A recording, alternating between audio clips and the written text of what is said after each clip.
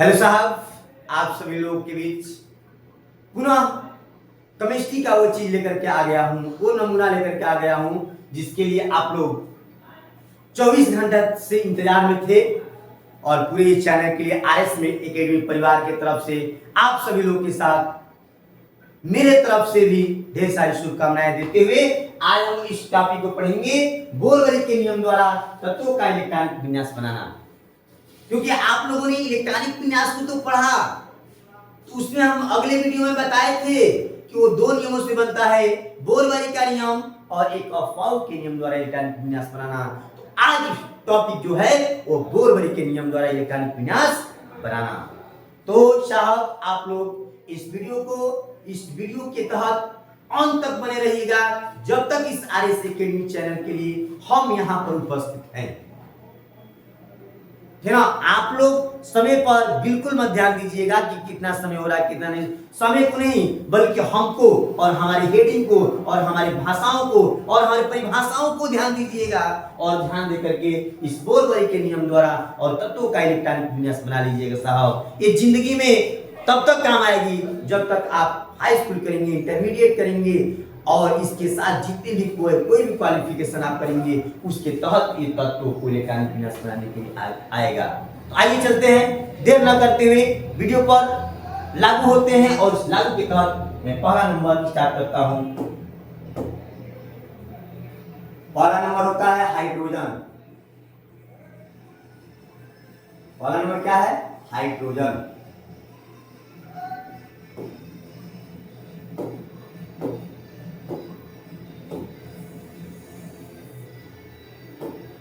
पहला नंबर क्या है? हाइड्रोजन।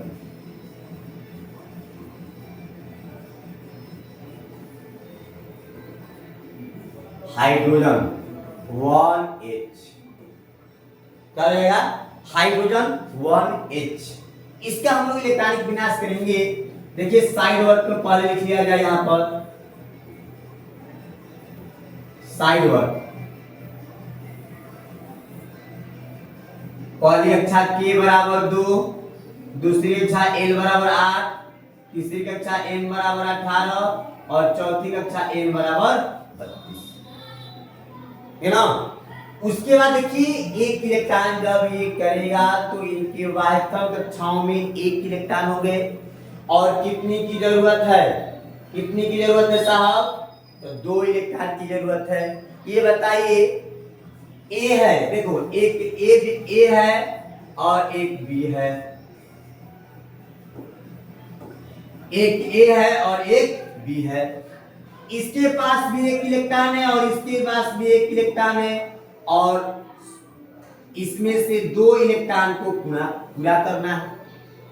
2 इलेक्ट्रॉन क्या करना है? पूरा करना है।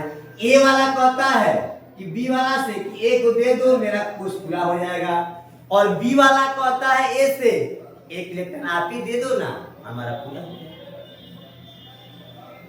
अब दोनों लोगों में विवाद होता है और जानते हैं कि विवाद जब होता है तो उसके लिए मीटिंग होता है, लोग फैसला करते हैं और फैसला के तहत बताया जाता है कि एक बार आप त्याग दे दीजिए, एक त्याग कर दीजिए और एक बार ये त्याग कर दीजिए। तो कुछ वैज्ञानिकों का, कुछ लोगों का मानना है कि अगर हाइड्रोजन त्याग कर देता तो त्याग करेगा कि इसका कोष ही समाप्त हो जाएगा। तो त्याग कैसे हो? पहले ग्रहण करे, ग्रहण करके ऋणायन बनाए तब त्याग कर देंगे। यानी एक बार लीजिए और लेकर के कोष को बरकरार रखिए और कोष को बनाइए और कोष को बनाते हुए क्या कर रहा है? एक बार इलेक्ट्रॉनों का ग्रहण हो रहा है, यानी ग्रहण होगा तो माइनस और इलेक्ट्रॉनों का त्याग हो रहा है तो प्लस। तो इस नियम के तहत जिनमें त्याग करने की क्षमता होती है, ग्रहण करने की क्षमता होती है, अर्थात प्लस और माइनस दोनों बनाने की क्षमताएं होती है, उसको अधातु बोला जाता है। लेकिन वैज्ञानिकों का मानना है कि नहीं, ये अधातु नहीं, ये उपधातु नहीं, इसको अधातु ही बोला जाएगा। अधातु के तहत इसका नाम दिया गया, है ना। दूसरा है हाइड्रोजन के बाद हीलियम। हीलियम 2He अब देखिए हीलियम का हो जाएगा 2Hi और 2Hi में क्या हो जाएगा, इसका 2 हो जाएगा। अब देखिए नियम तो आता है कि हमारे वाहितल कक्षाओं में कितने टर्म चाहिए, 2 होने चाहिए। तो 2 इसका पूर्ण हो जाएगा तो क्या हो जाएगा, न यह त्याग करेगा और न ही ग्रहण करेगा। एक नियम आप लोग जानते हो, एक नियम जानते हैं। नियम क्या जानते हैं कि जिन तत्वों की वाहितल कक्षाओं में इलेक्ट्रॉन, जिन तत्वों की वाहितल कक्षाओं में इलेक्ट्रॉन जिन तत्वों के वाहितल कक्षाओं में इलेक्ट्रॉन क्या हो, 2, तो त्याग भी करेगा और नहीं, न त्याग ही करेगा और नहीं ग्रहण करेगा। और इसको हम लोग कहते हैं अक्रिय गैस तत्व।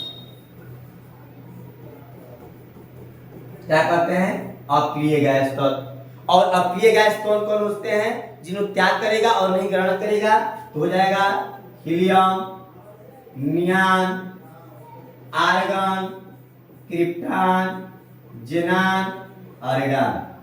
हे नानी आराम कर जिंदा रहेगी, हे नानी आराम कर जिंदा रहेगी। ये जितने भी देख रहे हो helium, neon, argon, krypton, xenon और रेडॉन, ये न इलेक्ट्रॉनों का त्याग करता है और नहीं इलेक्ट्रॉनों का क्या करता है, ग्रहण करता है। अर्थात इनका कोष प्रकार रखता है और इसलिए इन पर न प्लस ही होता है और नहीं माइनस होता है। 3 नंबर रखिए, 3 नंबर क्या हो जाए, hydrogen, helium, lithium. Lithium Li प्रतीक 3। अब देखो यहाँ पर पहला कोष तो पूरा हो गया 2, और दूसरा कोष स्टार्ट होगा, उसमें एक और डाल दीजिए तो 2 1 3 हो जाएगा। और 3 की जरूरत भी है, 3 की क्या है, जरूरत भी है, 3 की जरूरत भी है। बोलिए साहब, बोलिए, 3 की जरूरत है। इनके वाहितल कक्षाओं में एक ही इलेक्ट्रॉन न होगा, तो जब एक इलेक्ट्रॉन होगा, ध्यान दीजिए साहब, जब एक इलेक्ट्रॉन होगा अर्थात जिन तत्वों की वाहितल कक्षाओं में एक इलेक्ट्रॉन, 2 और 3 इलेक्ट्रॉन होते हैं, वह प्रायः त्याग करके धानाएं बनाते हैं, 1 प्लस, 2 प्लस और 3 प्लस। और जिन तत्वों के वाहितल कक्षाओं में 4 इलेक्ट्रॉन होते हैं, वह 4 प्लस त्याग भी करते हैं और ग्रहण भी करते हैं। और जिन तत्वों के वाहितल कक्षाओं में 5, 6 और 7 इलेक्ट्रॉन होते हैं, वह इलेक्ट्रॉनों को ग्रहण करते हैं और ग्रहण करके 3 माइनस, 2 माइनस और 1 माइनस बनाते हैं। जो माइनस बनाते हैं उनको अधातु कहा जाता है और जो प्लस बनाते हैं उनको धातु बोला जाता है। और जो दोनों होता है, जिस पर प्लस भी होता है और माइनस भी होता है, उसको धातु बोला जाता है। और जिस पर न प्लस होता है और न माइनस होता है, उनको कहा जाता है अक्रिय गैस तत्व। समझ में आया, समझ आ रही है, ठीक है, ओके। तो ये क्या हो जाएगा, त्याग करेगा ना साहब, तो त्याग करेगा तो Li पर 1 प्लस और ये बना देगा क्या, धातु। क्या बनाएगा, धातु। 4 नंबर बरेलियम, बरेलियम का प्रतीक Be, परमाणु क्रमांक 4। अब इसका हो जाएगा 2 और फिर 2 4, 2 4 हो गया। अब देखिए इनके वाहितल कक्षाओं में 2 इलेक्ट्रॉन हो गए ना। और जब 2 इलेक्ट्रॉन हो गए तो साथ क्या करेंगे, जिनमें 1 2 3 होंगे वो त्याग करेंगे, त्याग करेंगे। और त्याग जब कर रहे हैं तो बेरिलियम पर क्या होगा, 2 प्लस होगा और ये बना देंगे धातु। ये क्या बनाएंगे, धातु। इसके बाद आप लोग 5 नंबर बोरान, बोरान का 5B होगा। बोरान का परमाणु क्रमांक क्या होता है, 5। अब देखिए 2,3। अब 3 हो गया ना, तो 3 जब हो गया तो इलेक्ट्रॉन क्या करेगा, त्याग करेगा। अब त्याग कर रहा है तो बोरान पर 3 प्लस और अभी क्या बन गया, धातु। क्या बन गया, धातु। याद रखिएगा कि साइंस जिससे जो लोग कहते हैं केमिस्ट्री बहुत टफ है, ये है वह, कुछ नहीं है। देखिए जिन छात्र छात्राओं का अगर बेसिक कमजोर है, इसको बेसिक कहते हैं, तत्वों का ज्ञान नहीं है, आयन का ज्ञान नहीं है, यौगिक बनाने का ज्ञान नहीं है, तो रिएक्शन कैसे कर पाएगा? वो रिएक्शन नहीं कर पाएगा। रिएक्शन को करने के लिए ये सारे नियम, सारे जितने भी चीजें हैं इनको समझना होगा, और ये नहीं समझ पाते हैं और डायरेक्ट आपको कोर्स स्टार्ट किया जाता है तो आप समझ नहीं पाते हैं। इसीलिए मैं सोचा कि 10-12 दिन का जो वीडियो बनेगा वो बेसिक बनेगा, और बेसिक से हम लोग आप लोगों का पढ़ा करके और सारी चीज़ों को मैं आप लोगों को इकट्ठा कर दूंगा, और तब जा करके वो चैप्टर जब पढ़ेंगे तो आनंद आएगा, मजा आएगा, पढ़ने में भी मजा आएगा और पढ़ाने में भी मजा आएगा। ठीक है, आइए साहब देखिए 6 नंबर। 6 नंबर क्या है? कार्बन। कार्बन का 6C कार्बन, इसका हो जाएगा 2 और 4। अब ये नियम जानते हो कि जिन दो तत्वों के वायतन कक्षाओं में 4 इलेक्ट्रॉन होंगे वह प्राय त्याग भी करेंगे और ग्रहण भी करेंगे।